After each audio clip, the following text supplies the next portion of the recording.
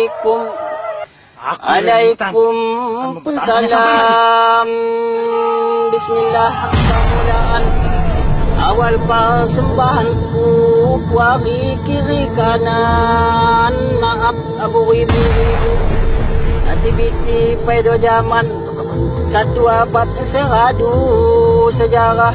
Senatuan pilih radu pahlawan Radidon. Sigi dasar kiasku 1850-an tahun perkiraanku. Waktu ini kejadian semakin kalau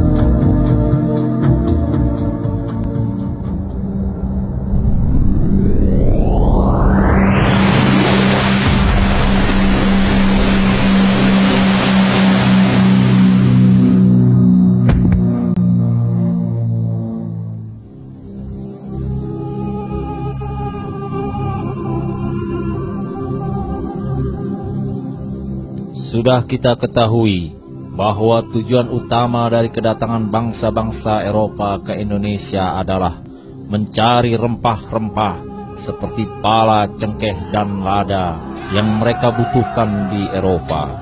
Untuk maksud ini, mereka secara sistematis mengusahakan politik monopoli di daerah yang mereka kunjungi, yang disusul dengan usaha-usaha kolonialisme. Untuk mempermudah tercapainya tujuan pertama tadi, begitu juga halnya dengan bangsa Belanda di Kepulauan Indonesia. Melalui serikat dagangnya POC, berusaha memperoleh kedudukan monopoli di mana-mana. Pada abad ke-17, Belanda memperoleh kedudukan monopoli cengkeh dan pala di Maluku. Belanda berusaha mempertahankan kedudukan monopoli yang telah diperolehnya. Dalam sejarah perkembangan POC di Indonesia, kita kenal apa yang disebut Hongitochten, yang merupakan pelayaran pengawasan dengan mempergunakan perahu-perahu dayung besar yang disebut kora-kora.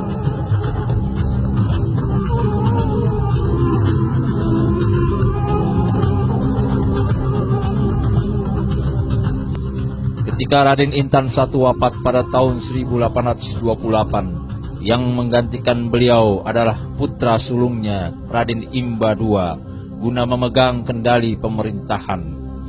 Ternyata kemudian bahwa beliau ini bukan hanya mewarisi tahta kekuasaan, tetapi mewarisi pula jiwa dan semangat ayahanda beliau, ingin tetap mempertahankan keutuhan dan kedaulatan atas wilayahnya yang merupakan aspirasi rakyat di daerahnya terhadap keinginan pencaplokan wilayah oleh kolonialisme Belanda. Pada saat itu pemerintah Belanda telah mengumumkan SOB sebagai akibat perlawanan-perlawanan rakyat di zaman Raden Intan I, sehingga Belanda menjalankan hukum kemiliteran di dalam usahanya menjalankan pemerintahan. Sementara itu pula, pemerintah Belanda sedang terpusat perhatiannya kepada perang di Ponorogo di Jawa Tengah. Namun demikian, setelah mereka mendengar tentang wafatnya Raden Intan I, mereka menganggap tibalah saatnya untuk mencengkeramkan kuku-kuku kekuasaannya atas daerah dan rakyat Lampung. Dugaan mereka bahwa akan mudah menguasai Lampung ternyata keliru.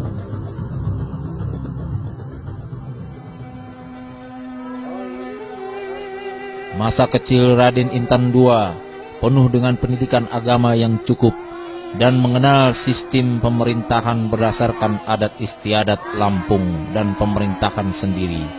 Meskipun Belanda dengan pemerintahannya dan kolonialisme yang berkuasa ingin agar Raden Intan II tunduk di bawah pemerintahan mereka.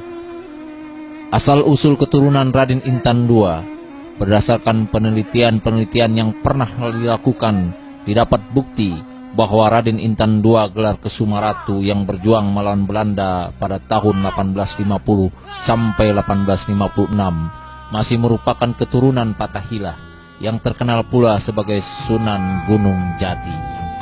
Dari perkawinan Patahila atau Sunan Gunung Jati dengan Putri Sinar Alam, seorang putri dari Minak Raja Jalan Ratu dari Keratuan Pugung, yang selanjutnya merupakan cikal bakal pemegang kekuasaan di keratuan tersebut. Raden Intan II adalah putra tunggal dari Raden Imba II dengan gelar Kesuma Ratu, yang berjuang melawan penjajah Belanda pada tahun 1828 sampai 1834.